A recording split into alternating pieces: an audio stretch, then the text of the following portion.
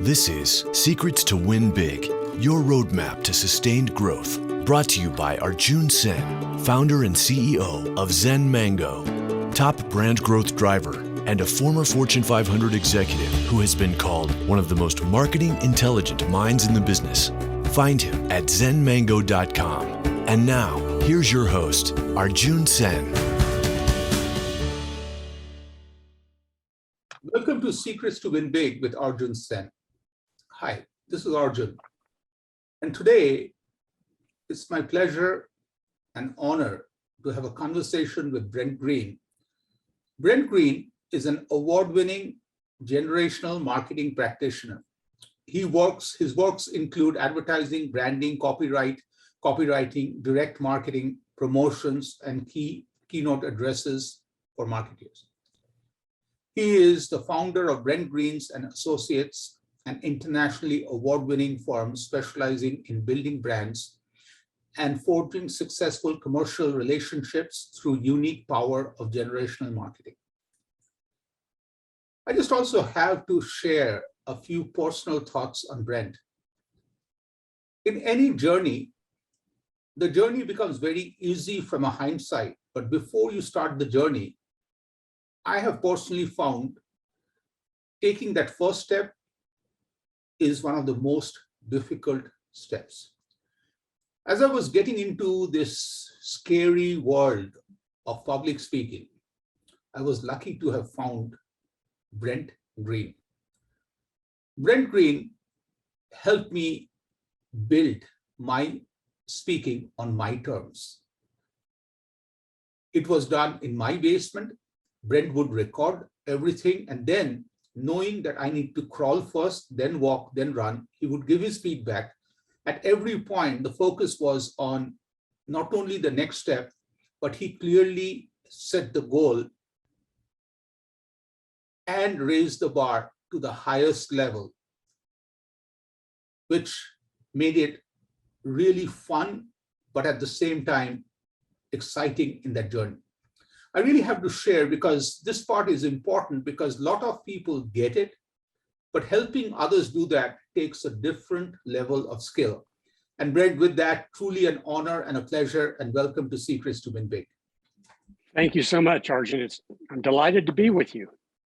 So Brent, I really want to go into absolutely the core of you helping me. I have seen that as a pattern in your life. I have seen that when National Speakers Association's Colorado chapter was going through their final presentation, you were there. You attended the whole day of goofy, budding speakers speak. And I say goofy because some of them were just evolving. Later on, they became awesome. And at the end of the day, you waited till you could make some amazing, supportive, positive comments for everyone.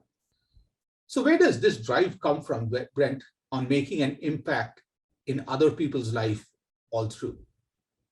Well, Arjun, first of all, uniquely, I was in psychology before I entered the field of marketing and advertising. I was a rehabilitation psychologist, and I worked at a state hospital, as well as a famous psychiatric institution called the Menneker Foundation, which at that time was considered the world's foremost psychiatric hospital. And they work with a lot of celebrities and people that came in from the coast. And I learned to work with a lot of different kinds of people. I was educated in the field of psychology primarily, communications secondarily. And so I believe that's been one of my advantages. And that is the ability to think not only in terms of what is the person I'm seeing in front of me on the surface, but what is the person behind the person. One of the ways I look at marketing and advertising as a takeoff on my background in psychology is when I ask myself, how can we make the needle move for a given client, an advertiser who's marketing a product? Well, the first question I ask myself is to understand a typical customer, whether it's business to business or business to consumer. And I ask myself this one question: what is the motivation behind the motivation? Mm-hmm. I'm looking deep. I'm trying to understand So for example, I know you do a lot of work within the fast service restaurant industry, and you could say on the surface, well, they want good food, prepared quickly, lots of good service, and to get in and get out with a meal, or to sit down and have a quick meal. Well, that's the motivation. But what's the motivation behind the motivation? Of course, that depends on the market we're talking about, but let's say it's an older adult or older adults. Well, if you think about it for a second, it might be because they want to have a transformative experience with their grandchildren. So I want to push motivation behind the motivation.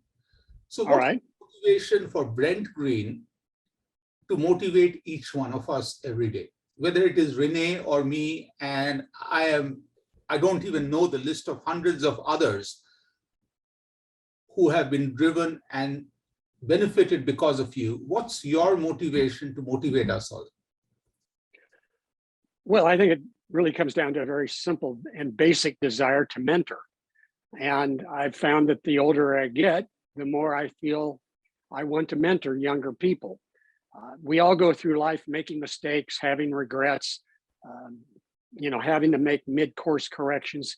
If you can help a younger person avoid that at some level, then it's highly satisfying.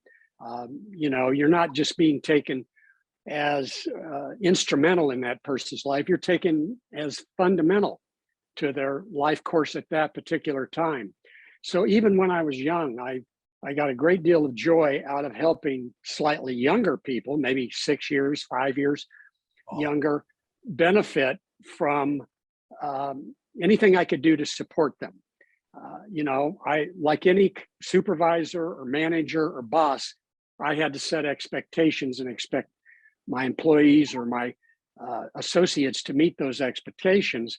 But I also understood that the best way to motivate people is to help them feel like they're making progress. They can see the progress is happening and they're moving forward in their lives. And to me, you can do a lot of things for people monetarily. You can give them free vacations. You can do a lot of things. But what you can do the most that's sustainable over the course of a lifetime is help them understand their own powers and their own awesome capabilities. And so I look for that and then I reinforce it, just like a good therapist. I love that. And the two takeaways for me, or the three takeaways from here, is what you said, and I'm looking from literally experiencing it, is number one, the desire. The mentor must have a desire to make an impact. And I just felt it in our journey together. And again, this is sounding like an infomercial. It's not. It's truly my gratitude, and I really owe it to you to share, is you came to play for me, for my journey. The second is celebrating. And as you celebrate, there is this part in between, is showing the roadmap to getting better. And that's the part where I still treasure the CDs, even though my computer doesn't have a CD player that you created. And that's how long it has been, Brent. And the printed notes that clearly creates a roadmap. And that's the reason the celebration to me was very relevant, because the celebration without a path really does not work. So the three things to me, which I really think, in a bigger picture, anybody who wants to be a mentor should ask. Number one, do I care 100% about making an impact? Number two is, do I have the skills to create this roadmap of next steps? And each person's journey is different. And finally, am I there to celebrate the wins? And of course, then you have to ask the question is, do you have a name as cool as Mr. Green? Because then you are there, you have arrived. So Brent, now I want to go back a little bit into the work that you have done, and you have been recognized all through is millennials. And I just have a very unique question for you. I can go online and find every possible statistics on millennials and trends and patterns and everything else. But I have not met too many people who get all this, connects the dot, and makes an impact for brands, whether it is a car brand or a food brand or nonprofit or a waterworks, to help them connect. What's the secret to taking all this data and connect? Like, what is it that the missing piece that Brent Green has that others do not have? Well, first of all, Arjun, as an advertising marketing practitioner, I have a lot of respect for research, which your company is one of the best in the country in terms of uncovering what's going on for a different industry or a different opportunity. So I do look at research and let that help guide me. And one of the things that can be understood about our generational affiliation is that is a reference group. In fact, there's research out there to suggest that our generational affiliation can be more powerful than our social status in terms of being able to make decisions and what we value in our lives and don't value. It's not going to solve every problem to understand that. But as a creative director, once I get some background with research and some insights, then the creative process needs to happen. And that is often something, people have tried to define, well, how does that work? Give me the ABCs of creativity. And very few creative people can do that. It's inspirational, it's innovation, but I often come to ideas that then I can develop, execute, and look at, in hindsight, was I effective? And that's where research comes back in. Research can help me confirm the decisions that I've made and fine-tune my experimentation. Another secret that's been important for me is taking what I learn in one industry and applying it to another industry. A good example is McDonald's. I handled all the McDonald's restaurants south of Denver in Colorado. And McDonald's was outstanding in creating events, event marketing, big picture, lots of money for advertising. And through McDonald's, I learned something called MPR, or marketing public relations. And then I ended up in my career going to a 5-star resort, very high end, the Broadmoor in Colorado Springs. What could I have learned in McDonald's that would have applicability to a high-end 5-star resort?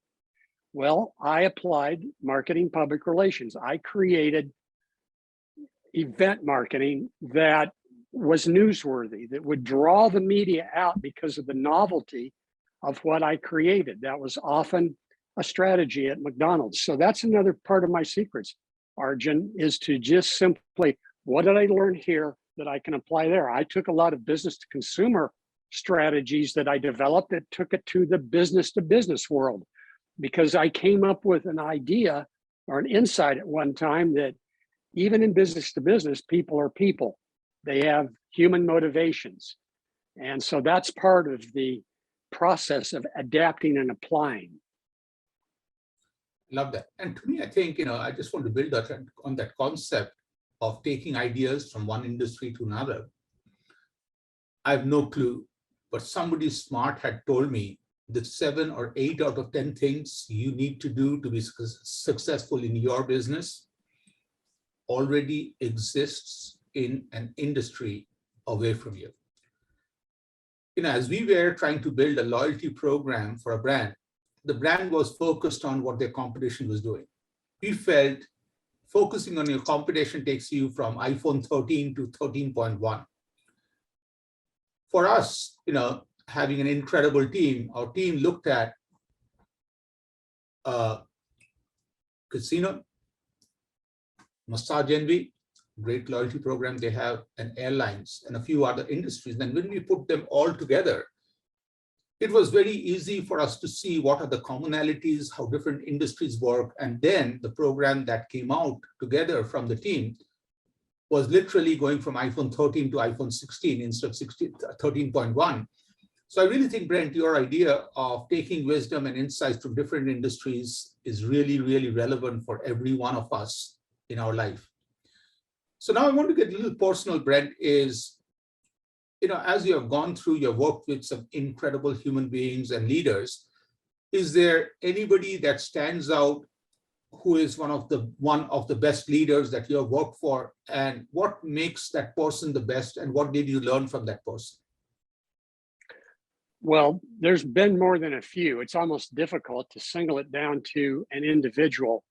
But I would have to say that my first employer in the advertising industry, a late gentleman by the name of Kurt Gable, was of tremendous influence to me. He was very much like who's often considered the leader of the field of advertising, David Ogilvy, a very revered name in the field of advertising. Well, Kurt was the David Ogilvy of Colorado Springs. He was a respected leader in the community. He did a lot for the community, and he really taught the wisdom of being engaged, volunteering, helping nonprofit organizations, being visible. Plus, he was always providing a lot of witticisms, a lot of just, Brent, make your easiest sales first. Well, if you think about that comment for a second and apply it, it makes total sense. Whatever your marketing challenge is, who are your easiest customers to reach, and reach them first? That starts momentum. That's an aphorism that came from Kurt. He also was well respected as a graphic designer and artist in his own right. So he had a flair for creativity, but he also had the largest advertising agency south of Denver in Colorado. And that's where I ended up working on the McDonald's account, was for Gable Advertising. And he was also a mentor. He took me under his wing and knew that I had potential, but needed to have that potential refined. So he was constantly offering me good advice about how to manage my job and succeed for his agency's clients. So I tip my hat to the late Kurt Gable. He was a funny man. He told a lot of jokes in public meetings. He was well respected. He was a well-rounded human being. We all hope to have a person like that when we are in our early 30s or late 20s. I love that. And to me, I think as you talk about having that kind of a person influence early in our career, it literally reshapes the rest of our career. And, appreciate. There is one other that I would mention briefly who you've met, and that's Max Paul Franklin, who this next week will be celebrating the 50th anniversary of his film company. Now, when I say film, they're in high-end video today, but in the early days, they were the only game in town producing advertising on 35 millimeter film. And that was a big leap for a lot of advertisers to go to 35 millimeter. And then they went to digital, but they've produced advertising, and Max Paul represents the self-actualizing human being. And I view you that way also, Arjun. Self-actualizing in terms of constantly seeking ways to grow, to improve, to bring passion to everything that he does, in this case of Max Paul, and create unbelievable films and television commercials. Wow. But I'm not listening. I just am stuck. Brent Green called me one of the most self-actualized person, or one of the few self-actualized persons. And I don't have a mic to drop. I'm going to drop a pencil to celebrate that moment. Thank you. Well, it's true, Arjun. I think I know it well. Speaking as a psychologist, and the Abraham Maslow theory of motivation, with the highest level of personal development being self-actualization, it doesn't mean that somebody's achieved an ultimate goal and they're done. It means they become self-evolving throughout life. And, learning is priority, being connected and giving with other people is priority, and having a great deal of self-confidence doesn't hurt. But I'd say Kurt Gable is self-actualizing, the man I described, as well as Max Paul Franklin. So it seems to me that I'm lucky enough to surround myself with self-actualizing people. Awesome. Hopefully that spills off on me a little bit. Absolutely, it does. So now I just want to ask you to make a choice, because this one, I think it's internal, so you can make a choice. The last one was kind of unfair to put one person, but I really appreciate you sharing the different names. If you could take from all the lessons you have learned, one lesson, the biggest lesson that you will take forward in your future journeys to win big, what is the one thing you take with you? Well, to a certain extent, I've already answered that. And that is, what is the motivation behind the motivation? You've probably heard people glibly say, well, you ask them a question and they come back to you and say, well, what's the question behind the question? And if that stops you to start and think for a minute that there is something else going on behind the question, then you get to something deeper with the person. Well, in marketing and advertising, in that world, the question is, what is the motivation behind the motivation? Let me apply that to business, because you can often say that business customers are very left brain. They are, what's the price? Do you have all the benefits that your competition does? What kind of a deal will you give me? Well, that's the motivation. That's on the surface. What's the motivation behind the motivation? Well, I'll tell you a secret. This is a secret to win big. What's the one thing that business people are thinking about when they're deciding whether or not to buy your product and services? Are you going to make me look good to my boss? Or alternatively, are you going to make sure I don't screw up in the eyes of my boss? And that's the motivation behind the motivation. And I think that applies in just about all parts of our lives. People on the surface don't necessarily reveal what's most important until you search for that and you ask them. And when you know that, then you can build a much more powerful message and campaign through marketing, because you are tapping into the motivation behind the motivation. Now, a lot of that can be uncovered through outstanding research, which your company does, which your firm does, Arjun, and sometimes out of research will appear, aha, that's the motivation behind the motivation. They're not going to our restaurant because they just want to have a good meal and quick service and a low price. They're going because their grandchildren are going to remember this if it's a good experience. That's more important than anything. Motivation behind the motivation. I love that. So that's the secret. And to me, I think that motivation, I think just like any B2B client, there's a personal win and a brand win is there with every product. And now I just want to take it to a very fun conversation. So Brent, let's say today you walk into a Starbucks and you see there are two other gentlemen waiting to greet you. One happens to be a 16-year-old Brent Green, and the other is a 100-year-old Brent Green. What would the conversation between three of you be? What would one thing Brent 16 say? What would one thing you would say? And what is one thing Brent 100 would say? Well, thanks for asking me a difficult challenge in my question, but let me say this. If it was me and one person's there, my 16-year-old self, and the other person's there, my 100-year-old self, I would do exactly what I have suggested that we need to do if we're going to be winning big. And that is start on common ground. So 16-year-old Brent, aren't you a little young to be drinking coffee? Now, come on, what are you going to have? How much sugar are you going to have in your coffee? Do you think that's a good idea? I don't want to sound like a lecturing parent here, but I'm concerned about your long-term health. We know that coffee can help with health, just as long as you don't fill it up with cream and sugar. So let's see if we can back down a little bit, young Brent, and make sure we do that. Now, old Brent, what do you owe to your longevity? Would it be because you've generally been healthy in your practices? You've eaten decent food, you've stayed reasonably in shape.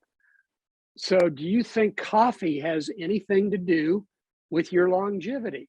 I'll bet you do. What do you attribute, 100-year-old Brent, to your ability to be so robust, to have such a healthy life at age 100, because that's all what we want. And while you're mentioning that, tell 16-year-old Brent some of the things that have helped you get to where you are as 100 years old. I love that. And just a disclaimer, this part of the conversation is not sponsored by your local coffee shop. This is an independent thought. So Brent, first of all, thank you. This is a very fascinating conversation. I truly, truly appreciate you taking me behind the scene to show me how Brent, with your psychological training and psychologist training you're finding the motivation, how you operate, because I really think, even though you have helped me a lot, we have had great conversations, you never have shared the secret with me before this, and I'm very fortunate. So 2 final things before we finish. Is there anything else we haven't talked about that you want to share? And also, I'm very fortunate that you answered every question of mine. Is there any question that you have that you want to ask me, please? Okay, so the one thing that I would say, remember we've talked about what's the motivation behind the motivation? What's the question behind the question? Mm-hmm. How can you transfer from one industry, the success and the models that you learned there, to another industry? And it comes down to what I believe is one word. And that word is empathy. Because the more we are empathetic with those that we want to engage, whether that be through selling or alliances or subscriptions or memberships, the more we're empathetic with who we're interacting with, the more successful we're going to be, because we're going to understand the world from their point of view. And Arjun, probably the burning question I have for you is, are you optimistic about the future and the way all the different businesses and industries you work with are evolving to address the world we're in today, with all of its problems and all of its opportunities? And if you're optimistic, why are you optimistic? So to me, I just think, Brent, that's a huge question, because to me, I really think we must find the optimism, because without which it's very tough to go forward. And there are 2 parts to the answer. I'll give you the part 2 first. Is for any business, it is the leaders that shape the business, not the other way around.